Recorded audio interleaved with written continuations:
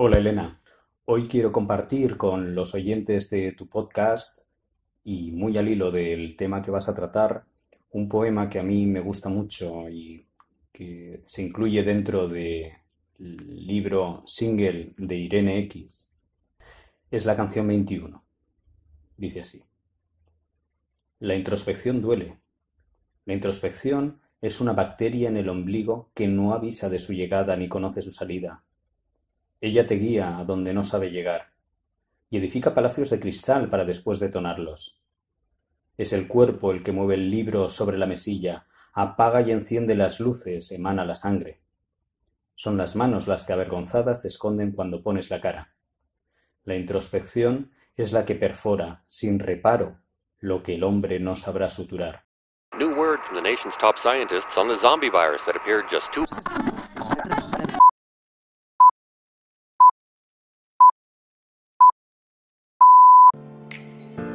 Me han pedido que locute una intro para un podcast de urgencias y emergencias con contenido de salud y entrevistas tanto para profesionales sanitarios como para pacientes, pero ¿dónde están las sirenas? Ah, que aquí no hay prisas. Se agradece. Más que urgencias y emergencias con Elena Plaza. Buenos días, tardes, noches, emergencieras y emergencieros, urgencieros y urgencieras. Bienvenidos a un nuevo episodio del podcast Más que urgencias y emergencias. Episodio 5. Errores que matan.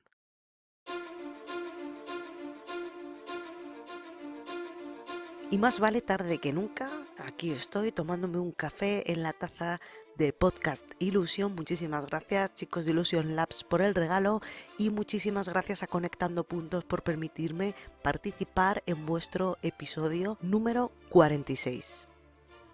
En el episodio de hoy vamos a hablar de errores en sanidad y cómo comparar esos errores con otras industrias en las que el error se toma de otra manera, como puede ser la industria de la aviación. Vamos a hablar del caso de Elaine Bromiley, que falleció, y luego vamos a hablar de otro caso en el que la paciente no falleció gracias a la intervención de un médico. Haremos un repaso a unas historias que os puse en Instagram, una encuesta en la que me contabais cómo afrontabais los errores, si los notificáis, si no los notificáis. Daremos algún consejillo para afrontar esas situaciones en las que no nos atrevemos a decirle a un compañero o a un superior: oye, mira, te estás equivocando, o yo pienso que esto es así. Y aunque esta vez nos falta el apartado de la entrevista, os voy a hablar de las recomendaciones.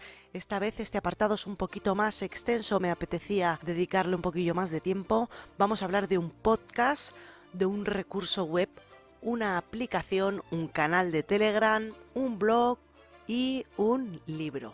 Además, en el apartado nuevo que inicié en el capítulo anterior, en el episodio anterior, generar contenido sin morir en el intento, vamos a ver un recurso web para eliminar el fondo de las fotografías y poderlo utilizar en nuestros blogs, infografías o lo que queramos. En este episodio tengo una novedad, que son las cuñas que podéis escuchar. Las cuñas me las ha hecho Iván Pachi, le he pedido que me haga el trabajo y ha quedado perfecto, podéis disfrutar de su voz. Y si queréis una para vuestro podcast, podéis visitar www.ivanpachi.es. Os dejo en las notas del episodio, que está dentro de mi web, el enlace a su web, y además, como siempre, os dejo el enlace a los vídeos y todas las cosas que voy nombrando durante todo el episodio. Y no me enrollo más y empezamos. Elaine Bromiley, el 29 de marzo del año 2005, entró en quirófano para realizarse una cirugía rutinaria de sinusitis. La cirugía rutinaria acabó en catástrofe porque Elaine murió dejando 2 hijos y un marido, y tan solo con 37 años. A las 8:35 le introdujeron la anestesia, y cuando intentaron ponerle la mascarilla laríngea que va en su garganta, el anestesista no pudo. Su mandíbula se había tensado por completo. Tras intentar relajarla con otra dosis e intentar 2 mascarillas laríngeas más, siguió siendo imposible. A las 8:37, ya tras 2 minutos sin oxígeno, nuestra concentración de oxígeno, que de normal se aproxima al 99%, empieza a decaer por debajo de 90%, y a Elaine le bajó al 75%. A las 8:39 intentaron ventilación con bolsa mascarilla, pero no le llegaba el oxígeno a los pulmones. A las 8:41, tras 6 minutos sin oxígeno, intentaron intubación orotraqueal, pero no pudieron. A las 8:43, tras 8 minutos sin oxígeno, su saturación de oxígeno rondaba el 40%, lo que conlleva una bradicardia de 50 latidos por minuto, que no estaba más baja por la atropina que le pusieron al intentar intubarla. La situación era crítica y en este momento se unió un anestesista del quirófano de al lado y también el cirujano a los intentos de intubación. Elaine continuaba con una saturación del 40% y la situación crítica que se denomina no puedo intubar, no puedo oxigenar. En ese momento en quirófano lo que se recomienda hacer es una traqueostomía de urgencias. Lo que aparece en el Bolivic de las películas, pero bien hecho.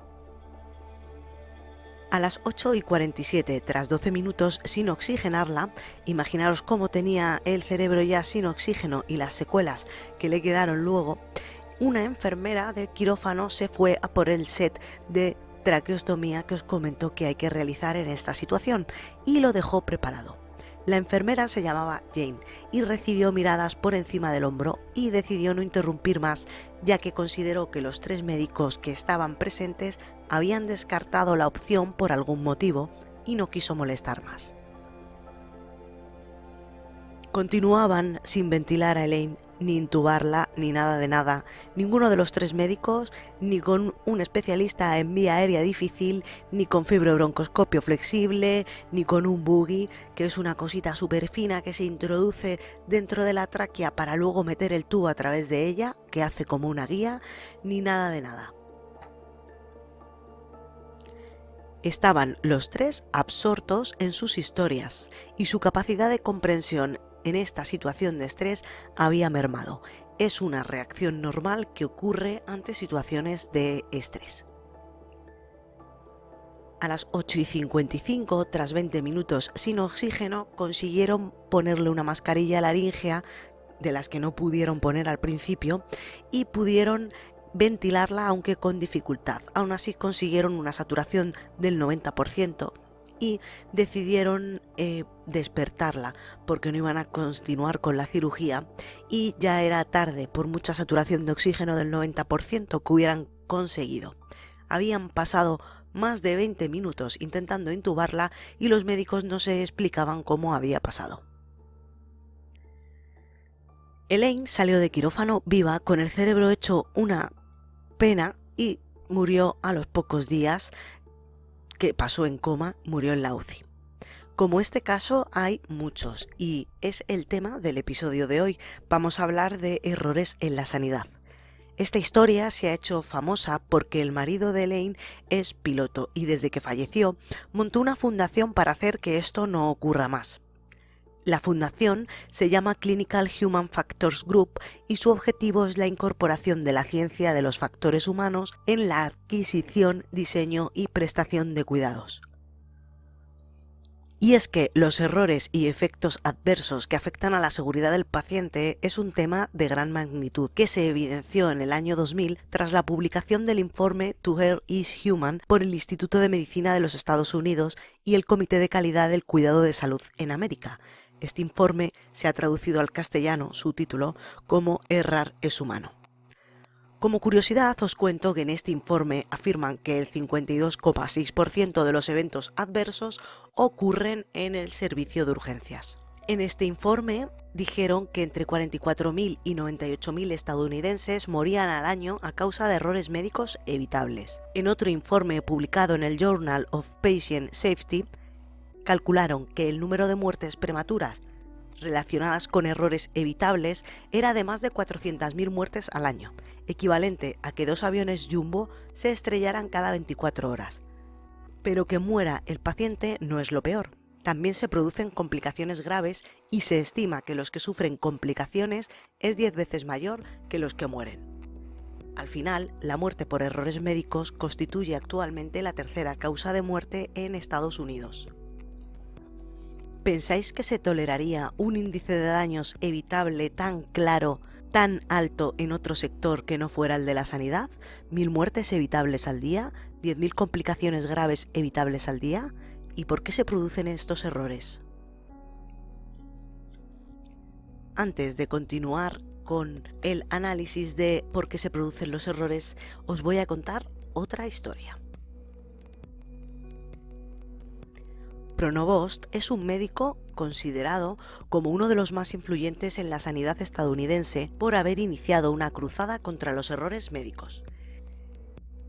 El fallecimiento de su padre por uno de estos errores marcó el resto de su carrera. Empezó formándose como anestesista y, como todo el mundo, él también fue aprendiz y novato. En una de las cirugías en las que estaba como ayudante, la paciente, a la hora y media de comenzar la cirugía, comenzó a respirar con dificultad. Se le puso la cara roja y su presión arterial cayó en picado. Pronovost sospechó que era alérgica al látex y le administró adrenalina. Le sugirió al cirujano que se cambiara los guantes, pero este le contestó que no. Esto puede ser alergia al látex. Voy a administrar adrenalina y creo que debería usted quitarse los guantes de látex. Estás muy equivocado, esto no es alergia al látex. Así que, amigo, yo no me voy a quitar esos guantes. El cirujano es el punto más alto de la jerarquía y es el responsable, y le dijo que no, por lo que, como pone en el libro del que obtengo la historia, que se llama Pensamiento Caja Negra, los dados estaban echados. Pronovost le explicó que la alergia al látex se desarrolla tras pasar por varias cirugías y que puede aparecer en cualquier momento del proceso. Y le dijo que los síntomas empezaron justo al meter la mano en el abdomen de la paciente. El cirujano no le hizo ni caso, siguió con la cirugía, el incidente se repitió y Pronovost tuvo que volver a poner otra adrenalina y volverle a explicar al cirujano lo del látex. Pero el cirujano pasaba de él y ya no era una cuestión médica ni quirúrgica. Simplemente Pronovost estaba más cualificado que el cirujano en este ámbito y entonces se formó una discusión que se volvía cada vez más acalorada. Pronovost sabía que si el cirujano no se quitaba los guantes, la paciente moriría y decidió cambiar de estrategia. Pensemos un poco en la situación. Si yo estoy equivocado, la haré perder 5 minutos en cambiarse los guantes. Si usted está equivocado, la paciente muere. ¿Cree usted que este ratio de riesgo-beneficio es suficiente para que decida no cambiarse los guantes? Esto tampoco funcionó. El ratio riesgo-beneficio no era una balanza entre la vida de la paciente y el tiempo en quitarse los guantes, sino entre la vida de la paciente y el prestigio del cirujano.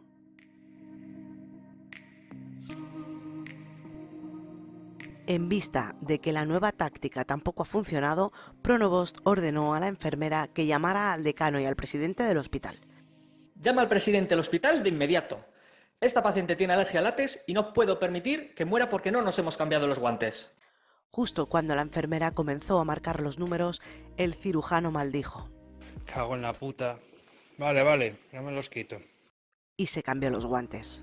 Las pruebas tras la cirugía confirmaron que Pronovost tenía razón y que la paciente era alérgica al látex. Si Pronovost no hubiera estado en ese quirófano ese día, la paciente habría muerto.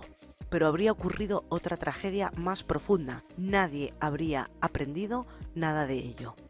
Y os cuento todo esto para haceros reflexionar, que es un poco lo que busco con los temas que trato en el podcast. Tenemos que aprender de los errores de los demás porque no hay vida suficiente para que podamos cometer todos nosotros mismos. Esta frase es de Eleanor Roosevelt. Y volviendo al caso Bromley, el anestesista tenía 16 años de experiencia, el cirujano 30, y se les unió un experto en vía aérea difícil, pero todo esto no impidió que Lane estuviera 35 minutos sin oxígeno. A la enfermera que llevó el set de tráqueo no le hicieron caso. A la que llamó a la UCI la dijeron que estaba exagerando. Más tarde el informe reveló que 2 de las 4 enfermeras que había sabían que las cosas iban mal, pero que no sabían cómo actuar. Lo que Bromley analiza que pasó fue pérdida de liderazgo, pérdida de noción del tiempo, pérdida de noción del problema real, que era la falta de oxígeno, no el no poder intubar, problemas en la toma de decisiones y fallos en la comunicación.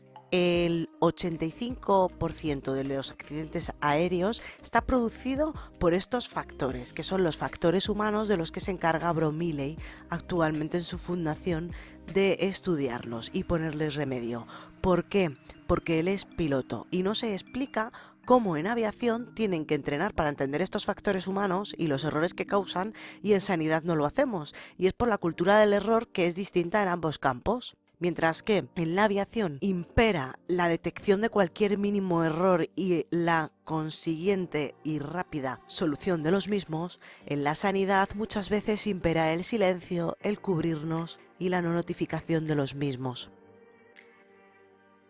Bromiley afirma que los pilotos están dispuestos a escuchar y a reconocer que no saben algo y que no les importa lo buenos que sean en su profesión, y asumen que necesitan gente a su alrededor que les ayude. Bromiley fundó, como os he comentado, el grupo de Clinical Human Factors Group y se dedican al estudio de los errores humanos en la sanidad. Y va por ahí pues dando conferencias para intentar, y cuenta también la historia de su mujer, para intentar mitigar estos errores y concienciar a la población sobre este tema.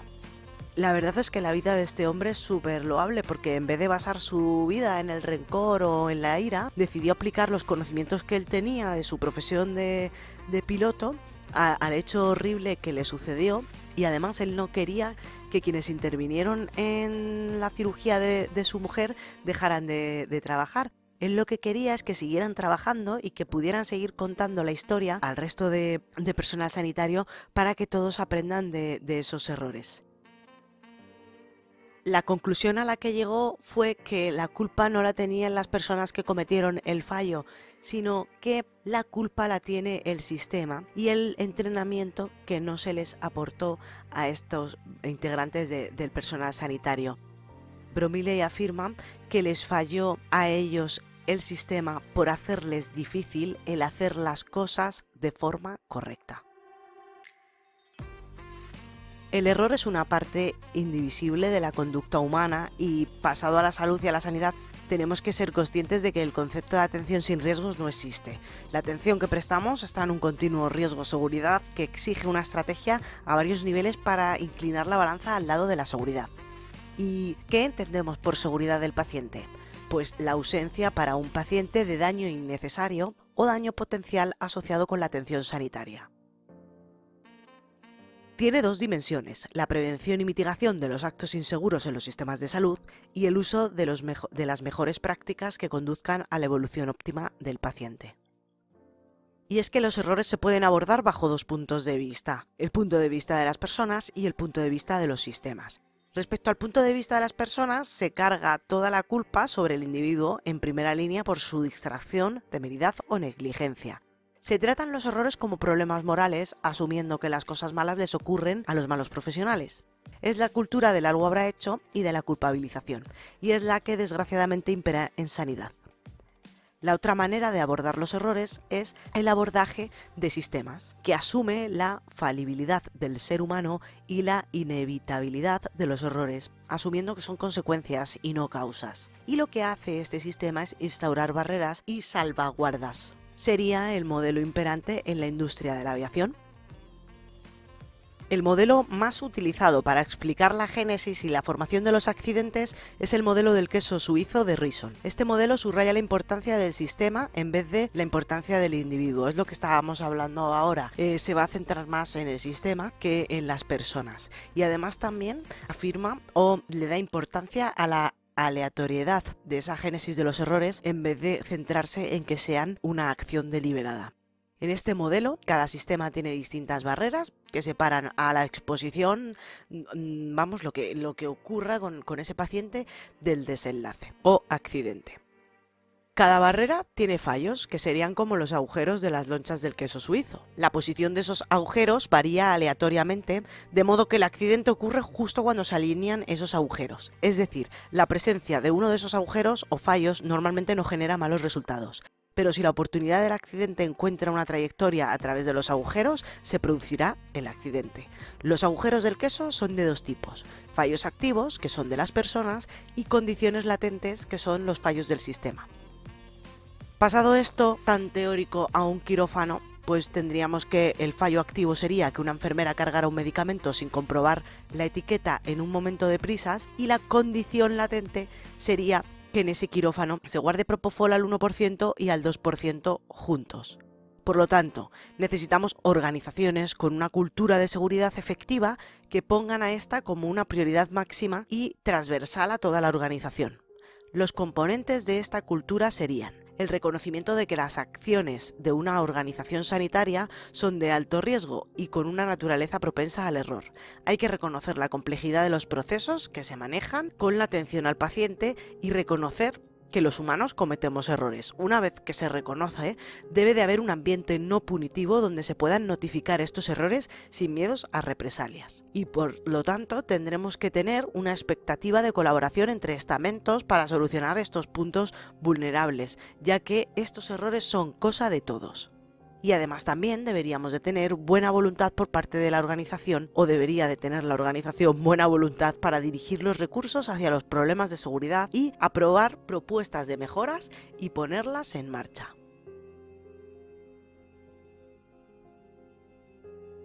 Y ahora os pregunto, ¿cómo es nuestra cultura de la seguridad? ¿Se acerca más al modelo de personas punitivo o al modelo de sistemas, el que intenta solucionar las cosas? Pues en España, en otros países afortunadamente esto ha cambiado, pero en España seguimos con la cultura punitiva centrada en la persona y en la no búsqueda de las causas que favorezcan que esos efectos adversos se solucionen. Esta cultura necesita un cambio y los profesionales sanitarios somos los protagonistas de gestionar ese cambio. Como ya se dijo en el informe Errar es humano, el reto mayor para lograr un sistema sanitario seguro era cambiar la cultura de la culpabilización por otra en la que los errores no sean considerados fallos personales, sino oportunidades para mejorar el sistema y evitar daño. ¿Y qué opináis vosotros? Porque os he preguntado en Instagram. A la pregunta, ¿habéis cometido alguna vez algún error que ponga en juego la seguridad del paciente? Me habéis contestado 645 que sí y 802 que no. Es decir, un 45% de los que han contestado a la encuesta han dicho que sí. ¿Sabéis notificar este tipo de errores correctamente? 722 sí, 653 no. Es decir, el 53% de las personas no sabe notificar este tipo de errores correctamente. Os he preguntado también, si habéis cometido un error, ¿lo habéis notificado? 789 personas han dicho que sí y 340 que no. Es decir, afortunadamente, el 70% de los que habéis contestado habéis dicho que sí. Luego os pregunté también, ¿creéis que los errores se deben a falta de formación o errores de comunicación? Esta pregunta era un poco trampa, porque parece ser que siempre es como no tienen idea y la liamos y cometemos errores. Pero la respuesta no es que haya una respuesta correcta. Una gran mayoría de estos errores se deben a errores de comunicación, que es lo que me habéis dicho, 964, el 72%. Pero sí que hay un 27% que se cree que es por falta de formación. Pero no, los errores de comunicación o estos factores humanos de los que estamos hablando son los que suelen causar los errores. ¿Tenéis dificultad en decirle a otro profesional sanitario que está cometiendo un error? 939 sí, 654 no. Es decir, un 59%, o me habéis dicho que sí tenéis dificultad en decirle a otro profesional sanitario que está cometiendo un error. Por eso os he contado la historia de Pronovost, para poneros un ejemplo de cómo alguien que está empezando o con un rango menor, si no dice lo que piensa y de una manera correcta, puede traer graves consecuencias. Ahora un poquito más tarde hablamos de algún truco para mejorar esta parte. Más preguntas. ¿Creéis que los errores y fracasos sirven para mejorar? Un 98% me habéis dicho que sí, 1440 personas. Luego os he preguntado si creéis que en España existe una correcta cultura del error, refiriéndome un poco a que si gestionamos estos errores de manera normal. Y todos me habéis dicho, la gran mayoría menos, creo que una persona, que no. ¿Comentarios que me habéis puesto? Porque puse una cajita para poner comentarios. Criticamos y juzgamos a los compañeros y no aceptamos los errores propios. Poca gente lo ve como una oportunidad de mejorar y la mayoría cae en el ataque y en la culpa. Mucha teoría, pero poco llevar este tema de la seguridad a la práctica. También me habéis dicho, creo que hay miedo y que no se aprende de los errores. La cultura de la culpa es lo que se lleva. Primero se busca y se señala y luego se soluciona el error. En la carrera nos enseñan a no fallar. ¿Por qué? Si somos humanos. No hay en España una buena política sobre notificar y solucionar errores comparando con Gran Bretaña, por ejemplo. Es algo que se tiende a tapar. Se asocia a error con condena, represalia y castigo. Otros me habéis dicho malos compañeros, falta de compañerismo y siempre críticas. Esa es la cultura que tenemos en España.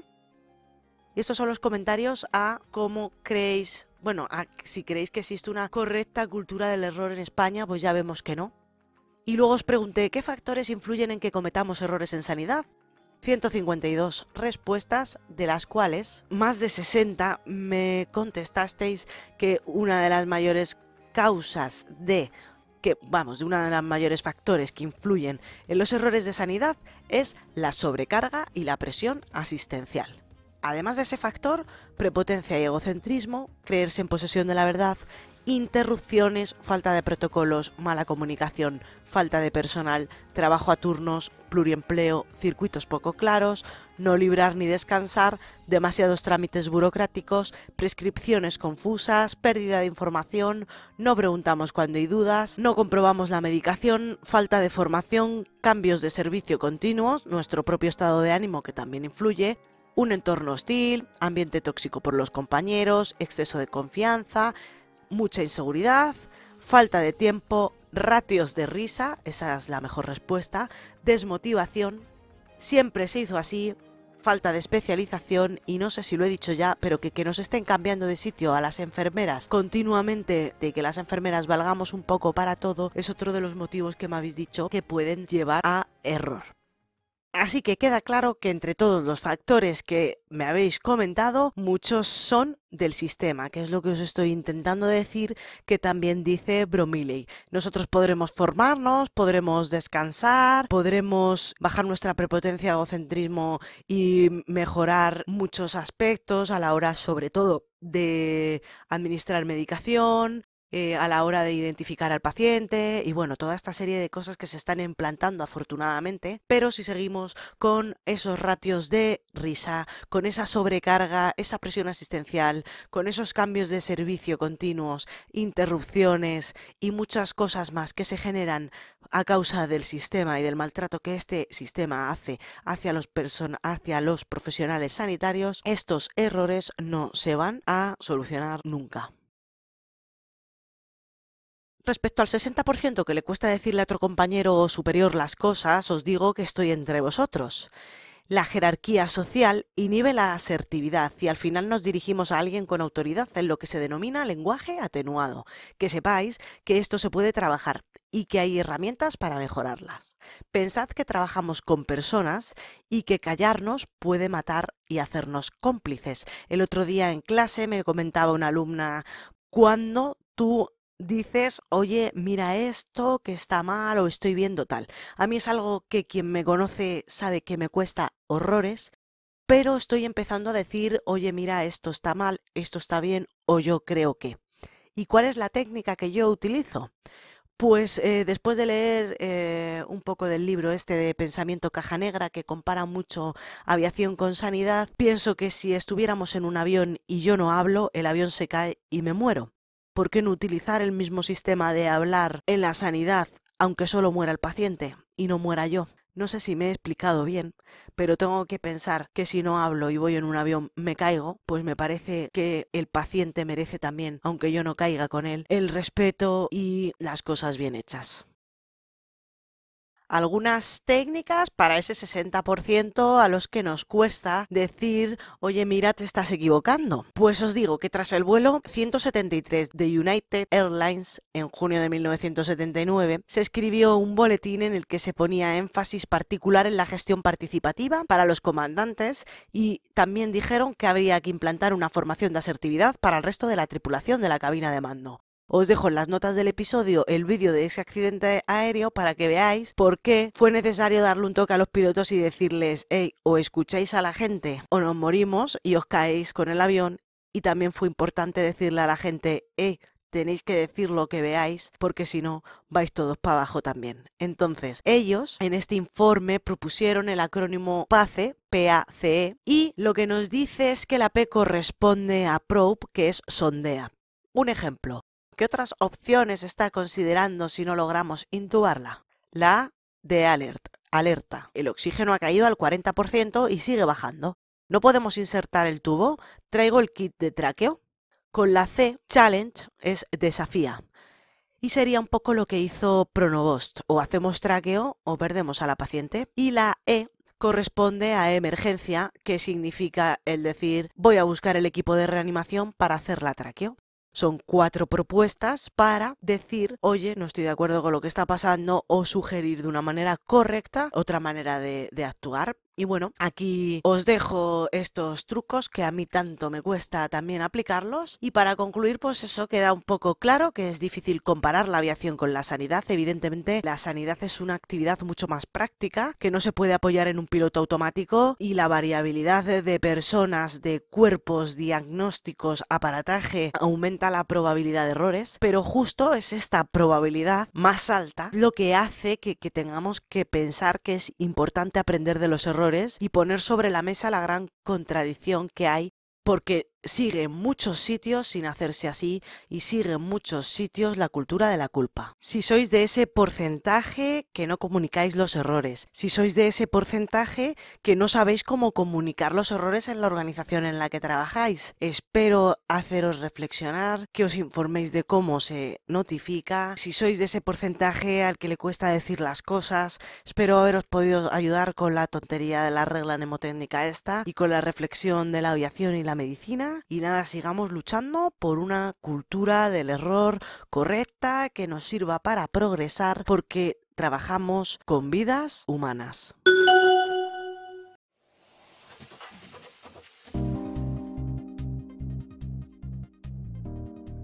Vamos con las recomendaciones. Vamos a comenzar con la recomendación de podcast, y es que este podcast, que a mí me encanta, tiene mucho que ver con lo que hemos estado hablando hoy de los errores. El podcast se llama Doctor Ley. Su autor es Ramiro Urioste Ugarte, es abogado especialista en Derecho Sanitario. El objetivo del podcast, según él, es localizar y rectificar los errores en la asistencia médica para evitar que estos se repitan. En cada capítulo analizan reclamaciones sobre negligencias médicas, complicaciones y errores médicos. Además, cuentan con una apartado de noticias sobre tecnología y analizan una sentencia derivada de una reclamación judicial sobre atención sanitaria. Hay veces que el paciente tiene razón, otras veces el médico tiene razón, y el médico o el profesional sanitario que haya sido denunciado. Y por último finalizan el episodio con una entrevista a personal sanitario, abogados, pacientes o jueces. Cada persona, sobre todo las entrevistas que he oído de personal sanitario, intentan analizar o sacar algunos consejos sobre cómo evitar el error dentro de su entorno en el que trabajen. Actualmente tienen 8 episodios, los recomiendo mucho si os interesa este tema del error. Son capítulos de 30 minutos como máximo, se hacen súper amenos y la verdad es que para mí ha sido un gran descubrimiento. El libro recomendado en el episodio de hoy es Versos de Guardia. Ya va por la segunda edición, y es que Isidro Manrique, además de padre, enfermero, profesor, bloguero, instagramer, tuitero y buena persona, además es poeta y escritor. Bueno, Isidro lleva ya varios episodios, incluido este, abriendo el podcast con poesía que tanta falta nos hace, así que nada, os recomiendo su libro, que se llama Versos de Guardia, bajo el nombre de su alter ego es Enfermeversia, y os dejo el contacto en las notas del episodio, aunque es el enfermero del pendiente, lo podéis encontrar así en todas las redes sociales menos en Twitter, que es Uciero. Si contactáis con él os dice cómo conseguir el libro.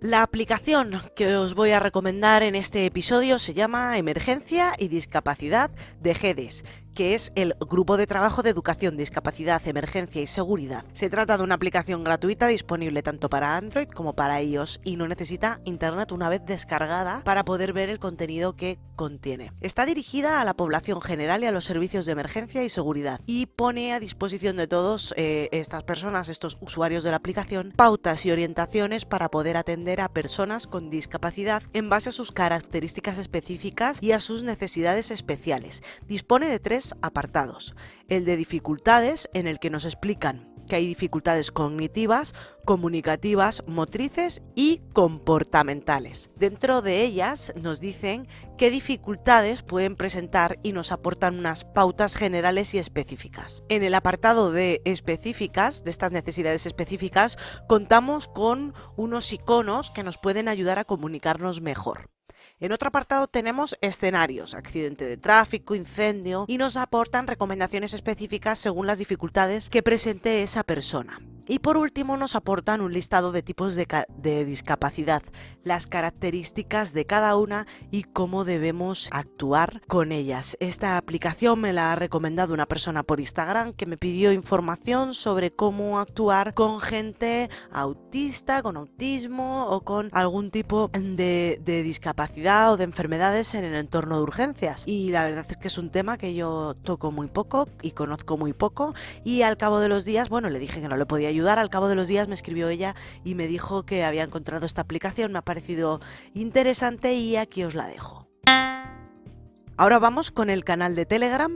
Esto queda un poco feo porque os voy a recomendar el mío, pero es una de las redes sociales menos conocidas. Yo la verdad es que antes publicaba más cosas, ahora publico menos en Telegram, pero bueno, creo que es una red social muy buena tanto para comunicarse con la gente como para poder hacer grupos, como para poder hacer canales, que sería una especie de muro de Facebook, Instagram o el típico muro donde tú publicas de cualquier red social, lo único que la gente no te puede contestar. Mi canal, como no, urgencias y emergencias. Somos ya más de 2.700 personas, así que muchísimas gracias a todos y os recomiendo que os metáis en la parte de archivos, que es lo bueno que tiene Telegram, que tiene como una nube donde se queda grabado todo, y en los archivos de la nube de Telegram de mi canal tenéis libros, PDFs interesantes, todo siempre relacionado con las urgencias y las emergencias.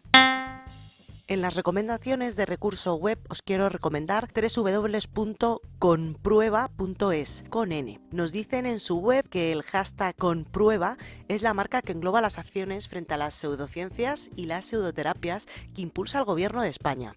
Es una iniciativa basada en el pensamiento crítico y racional que tiene como finalidad trasladar la información rigurosa, veraz y accesible a la ciudadanía sobre salud y ciencia. Y es que recientemente el Gobierno ha aprobado el Plan de Protección de la Salud de las Personas frente a las pseudoterapias. Este plan incluye acciones para proteger de forma integral a la ciudadanía de estas pseudociencias y pseudoterapias. Este plan genera información veraz y rigurosa y van a ir incluyendo cambios normativos, y el objetivo es ir aumentando la formación universitaria y de la población sobre estos temas. En el plan que se ha publicado han realizado un análisis en el que concluyen que 73 técnicas son pseudoterapias. No os leo todas porque hay un montón, pero os digo algún ejemplo de las que se han determinado como pseudoterapias: biocibernética, coaching transformacional, cristales de cuarzo, metaloterapia, piedras calientes, etc, etc, etc. Aún en evaluación tienen unas cuantas más que enumeran, concretamente son 66, y entre ellas están acupresión, acupuntura, aromaterapia, quiromasaje, terapia gestalt. ¿Vale? De estas últimas que os he señalado, que hay 66, todavía no hay un informe definitivo, tendremos que esperar qué es lo que nos dice el Gobierno. www.conprueba.es, con prueba. Y terminamos las recomendaciones con el blog lovenursingmary.wordpress.com, que es de María Ramírez. Según ella, que es su autora, nos dice que en este blog encontrarás contenidos en muchos campos de la enfermería en los que intento aclarar las pequeñas dudas que pueden surgir en nuestro día a día. Eso nos comenta María, pero al final le encantan las vacunas y cada vez publica más cosas de vacunas, pero que sepáis que, como ella dice, tenemos de todo. Tenemos ya también una sección de infografías para que os las podáis descargar y visualizar en grande, ¿vale? No os perdáis sus posts porque están muy currados y basados siempre en evidencia. No sé si os acordáis que en el episodio 4 estrené nueva sección que se llama Generar contenido sin morir en el intento. Y lo que voy a intentar es explicaros pequeños recursos chiquititos en páginas web o o lo que sea, así, en páginas web online para poder generar contenido. En el episodio anterior vimos una herramienta para generar paletas de colores e identificar colores de una foto para que podamos usar en infografías bien los colores o sacar los colores de nuestro logo. Y en el episodio de hoy os voy a recomendar un recurso que es para quitar el fondo a las fotos y luego poder poner un fondo que queramos. He probado con mi perra y a mi perra no me la detecta, pero sí que me detecta a mí, así que creo que el sistema solo funciona con personas. La página web se llama www.remove.bg y nos dice que remove image background es quitar el fondo de una imagen. ¿Para qué sirve esto? Pues es súper útil, tenéis que probarlo. Subes una foto, te quita el fondo, pones que estás en la Torre Eiffel y ya está. Ese sería el uso malo de esta herramienta, pero yo lo que quiero es fomentar el uso bueno y que utilicéis esta herramienta para generar contenido, infografías, imágenes o lo que necesitéis para vuestros blogs o recursos sanitarios. Es muy fácil, online y gratuito, subes la foto, le das a quitar el fondo y te lo quita en un segundo.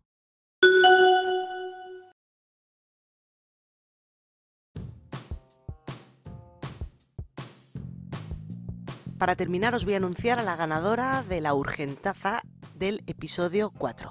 En el episodio 3 hice un sorteo en Twitter y la ganadora ya está disfrutando de su taza. Alguna fotillo hemos visto con su desayuno. Y en el episodio 4 hice el concurso en la red social Instagram. Se ha hecho el sorteo en un directo y la ganadora ha sido Anaís Nursin. Ana, enhorabuena. En breve recibirás la urgentaza en tu casa.